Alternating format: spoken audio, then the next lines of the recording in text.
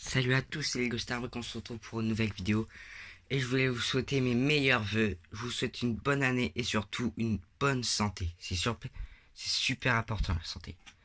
On se retrouve aujourd'hui pour la review du Dragon Pit, numéro je sais plus combien. À chaque fois je dis jamais les numéros. Alors on va commencer par le Dragon Pit, ensuite le dragon qui est avec et ensuite les personnages.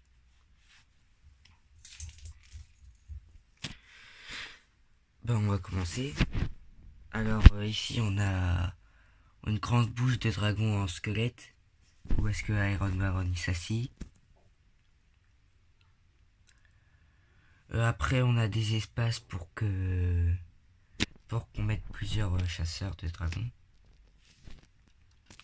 Il y a des détails sur les barrières de protection. Ici on a un moteur, une flamme et là une flamme. Le haut avec ce qui ressemble à un couvercle. Après à l'arrière il n'y a rien d'exceptionnel. Ça je vais vous montrer juste après. Ici on a ce qui sert de prison. Je sais la luminosité elle est pas top parce que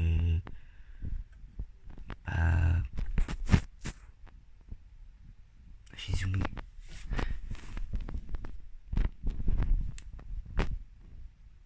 Voilà. La prison. Ici on a une manette. Quand on abaisse, ça abaisse la trappe qui est juste ici et ça enlève la grille. Et le personnage tombe dans l'arène. Démonstration avec personnage au hasard. Zen, le premier qui vient. J'enlève son arme. Zen.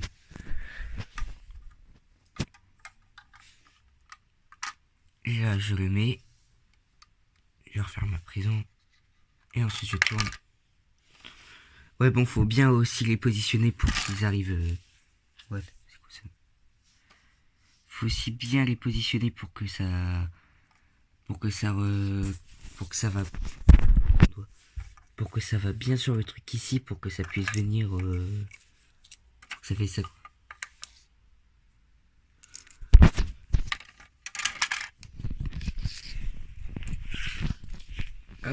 Ensuite, il y a ici cette tourelle qui tire des missiles.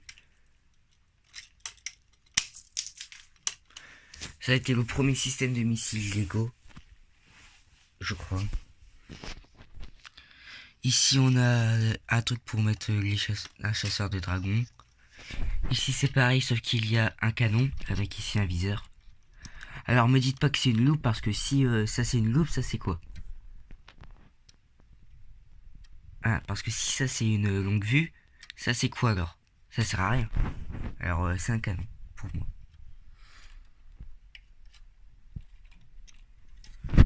Bon, ensuite, le côté. Ah, j'ai oublié de vous dire ici et ici, il y a une échelle pour monter sur l'étage d'Iron Baron. Ici, on a une forge où est-ce qu'on fabrique des armes. Ici, on a une truc de lame. Ici, on a un marteau. Ici, on a une enclume. Alors, au fond, je sais pas si vous voyez, il y a le feu, des détails à l'intérieur, et ici, des lames déjà forgées. Alors, ce que je trouve étonnant, c'est qu'en fait, je pensais que c'était une pièce de katana, alors qu'en fait, non. C'est un manche, c'est un tout petit manche. Ah putain, mais ce pot de merde. C'est un tout petit manche. C'est ça que je trouve. C'est ça que je comprenais pas. Il est où la lame que je dois mettre là? Et en fait, c'était ça. Enfin, on va passer au mécanisme. Alors, c'est simple. Des deux côtés, vous avez des manivelles. Vous devez tous les deux les conduire vers l'avant. Regardez, si on va de ce côté, ça fait tourner vers l'avant. Et les portes s'ouvrent. Elles se referment.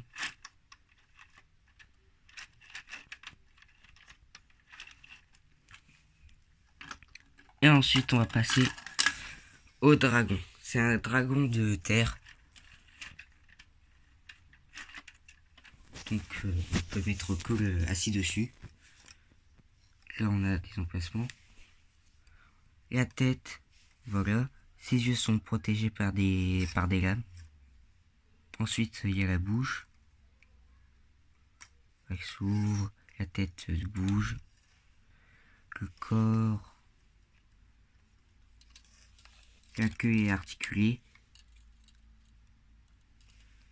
Et ensuite, on en vient aux ailes.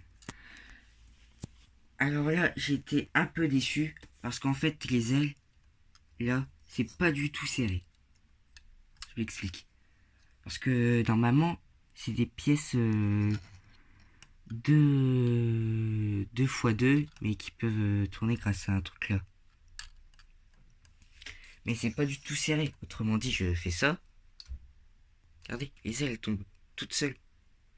Il y a des trucs qui sont pas du tout serrés. Alors là, j'ai été un peu déçu. Donc du coup, quand je le fais voler, genre là, qui doit remonter vers le ciel, bah souvent, ça tombe quoi. Après, on a les jambes qui sont articulées. Vous pouvez les mettre de manière pour qu'ils soient plus aérodynamistes quand ils volent. Après, c'est votre manière de le mettre. Si vous mettez les jambes en avant ou les jambes en arrière. Perso, moi, c'est pour les jambes en arrière. Donc, voilà. C'est tout pour le dragon. Ensuite, on va passer au personnage. Je vais remettre ça.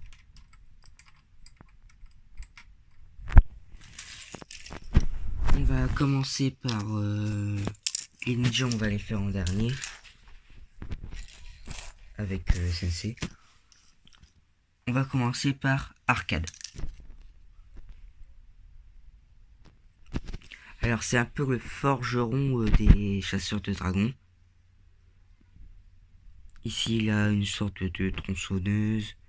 Ici il y a genre une pièce des anciens jeux d'arcade, la Lijasu.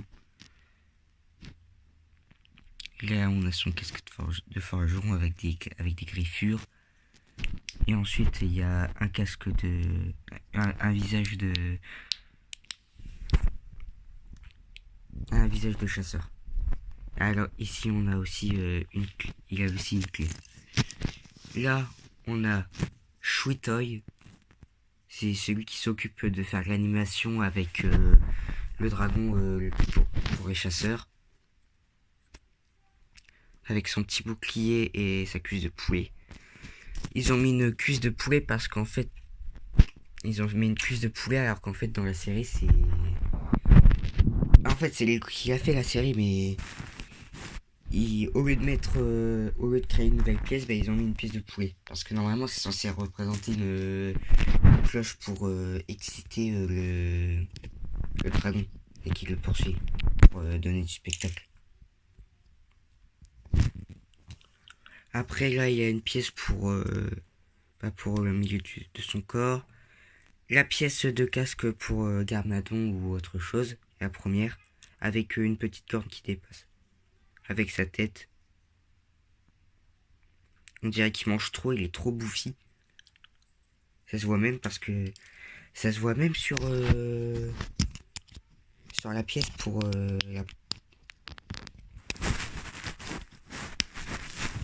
Regardez, là. C'est gonflé, on croirait qu'il est gros. Alors qu'en fait, c'est une pièce toute simple. Ah, j'ai oublié de vous montrer ici. Il y a deux armes avec un os de squelette et une sorte d'extincteur. Après, c'est pas trop ouf. Ensuite, on en vient à Heavy Metal ou Confiance si vous préférez, car ah bah non, je suis en train de spoiler la série pour ceux qui l'ont pas encore vue. Alors, vous avez bien vu la bande-annonce avec Heavy Metal qui avait le sabre de de l'armure du dragon. Avec ici on a son petit lance-chaîne. Une pièce pour cacher son visage. Un chapeau. Et ça, je trouve qu'on le retrouve dans beaucoup de gros sets Lego Ninjago traqués. Parce qu'on le retrouve dans le Dragon Pit, le Diesel Note et Firstborn. On le retrouve vraiment dans beaucoup de sets. Pratiquement la moitié. Et ensuite, on en vient au personnage, le grand méchant. Enfin, pas le grand méchant, parce que le grand méchant, c'est quand même Garmadon. Mais le grand méchant de du monde de l'Oni et du dragon, qui s'est fait battre à l'avant-dernier épisode. Je parle bien sûr de Iron Baron. Ici, on a une pièce pour protéger sa main, parce qu'en fait, il se l'est fait dévorer par Firstborn. Pareil pour sa jambe, juste ici, sa jambe de bois. Ici, c'est le même truc que Heavy Metal, sauf que c'est à l'envers. Un grand chapeau, une tête énervée. Ici, il y a un petit... un cut pour se protéger s'il a plus d'armes. Ici, il y a le sceptre des chasseurs de dragons, je l'appelle comme ça. Et cette pièce aussi, là, vous pouvez la retrouver dans un set de Black Panther que je n'ai pas. Alors ici, il y a un genre de truc pour la température et une pince. C'est tout. Alors ensuite, on va passer au personnage Ninjago. Alors je vais faire de ceux qui ont presque pas changé de la saison 8 à ceux qui ont carrément changé de la saison 8. Si j'arriverai à bien le faire. Ici on a Adji. Alors la différence avec les masques de la saison 8, c'est que au lieu que ce soit le bleu ou les autres couleurs pour les ninjas, c'est noir. Rien d'exceptionnel. Ici on a un truc qu'on avait déjà avant sur les ZX, sur les tenues ZX des ninjas, ou alors des tenues élémentaires. Ici c'est pratiquement le même, à part qu'il y a des déchirures, des détails de dégradation. On a son arme, une sorte de nunchaku avec une grande lame qui sort ici. Personnellement j'aime bien faire ça parce que ça fait stylé. En fait c'est bien lisse. J'aime bien faire ça. Ensuite Zen. Pourquoi elle a pas trop changé? Parce que c'est exactement la même tenue. Si vous regardez bien, il y a juste les trucs gris en plus, mais sinon c'est exactement le même truc qui est là. Après les jambes, elles sont... Ouais, après les jambes, c'est sûr qu'elles sont mortes. Pareil que pour Jay, le même masque, à part que c'est noir ici. Des détails dans le dos, mais j'ai trop la flemme d'enlever le truc pour les flèches. Sa tête en Android. Alors, je voulais votre avis. Comme ça. Est-ce que vous aimez bien Zen avec les cheveux avec ses cheveux en blanc? Perso, moi je le trouve stylé avec le blanc en dessous et là. Dites-moi en commentaire si vous aimez. Ah, et il y a aussi un petit un arc. Ensuite, c'est un qui a pas trop changé, Cole. C'est la tenue complètement déchirée au niveau de là. Il a même pas essayé de... il y a plein de déchirures aussi. Sa tenue, elle est morte, elle est fichue là. Après, c'est normal qu'il la garde, il va pas se mettre nu dans Ninjago. Un marteau.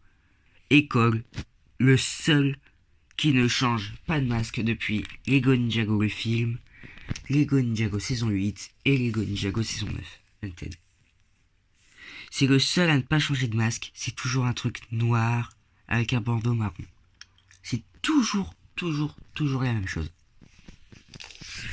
Après, Lego, il se gêne pas après. C'est peut-être parce qu'il y a tellement eu de figurines de com et vu que ils ont remarqué que les figurines de com ne se vendaient pas très bien, Ouais, parce que c'est marqué que et ça il y a eu un sondage comme quoi Cole n'était pas le ninja préféré. Je sais plus c'est lequel le sondage. Ah, je suis le pire des bêtes. J'ai oublié de vous montrer le deuxième visage. Alors ici, il a une tête énervée. Ici on a une tête plutôt joyeuse, contente. C'est la même chose pour Jay. Il a une tête énervée, il a une tête assez contente. Ici, on a Kai. Alors là, on remarquerait même pas que c'est sa tenue de saison 8. Parce qu'en fait, il n'y a pas le petit truc qui passe sur le côté. On croirait même pas que c'est sa tenue de saison 8. Ici, on a son bras arraché avec le petit détail. Le petit détail qui fait tout. Là, on a les trucs que les ninjas mettent sur le côté. Avec deux sabres. Pareil que tout à l'heure, ça c'est juste un... Ça c'était juste un truc sans manche. Après des détails dans le dos, mais la flemme de me les montrer comme je vous ai dit. Là, on a Kai avec sa tête énervée, Kai avec sa tête oui souris. Et enfin, figurine exclusive, que c'est pour ça que je voulais absolument. Ouais, bon, aussi c'est aussi pour avoir Zen avec la tête en Android. Et avoir des nouvelles tenues pour les ninjas et des chasseurs.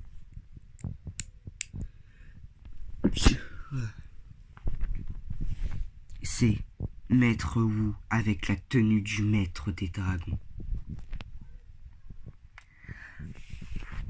Franchement, je suis trop content de l'avoir. Je vais présenter la figurine. Alors là, il y a la tenue de... Il y a sa tenue. Ici, on a l'armure. Le truc qui se met sur le côté, là, avec la tête de dragon. Derrière, on a un drapeau clip. Ah ouais, derrière, on a un drapeau. Avec comme symbole celui du chasseur, celui du maître des dragons. On retrouve pareil sur le bouclier. Après, je reprends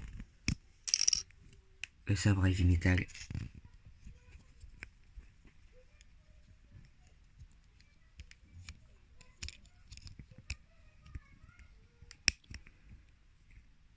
Et voilà ce que ça donne, l'armure au complet. Ici, on a la pièce de casque de Garmadon en or. Ici, on a un truc pour accrocher.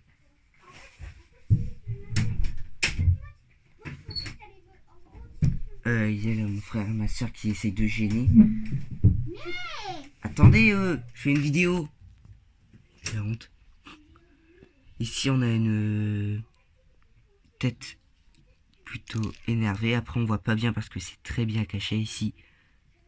Ici, on a une tête où est-ce qu'il est plutôt content.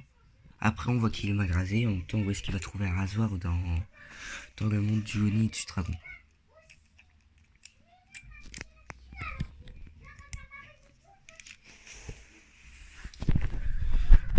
Aussi, je voulais vous dire, j'ai pas les nouveaux pièces de cheveux des ninjas. À part pour Lloyd et pour Zen. Alors, je voulais que vous me disiez qu'est-ce que ça fait si, si ce sont leurs anciennes coiffures. Genre, caille comme ça. Après, comme j'ai dit, j'ai trop la flemme d'enlever leur petit masque.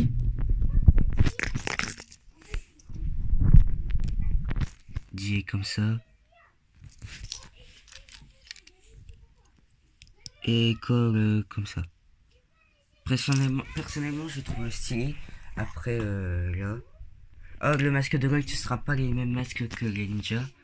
Je voulais changer de l'ordinaire aussi parce que je n'ai pas vu son masque comme ça. Ici, c'est le masque. Ici, c'est le haut de Ninjago le film. Et ici, le bas avec... et ici, le bas en vert. Voilà, c'est tout pour la review du Dragon Pit. Je vous souhaite je vous souhaite encore mes meilleurs vœux, une bonne année et surtout une bonne santé. Je vous dis à plus pour une prochaine vidéo.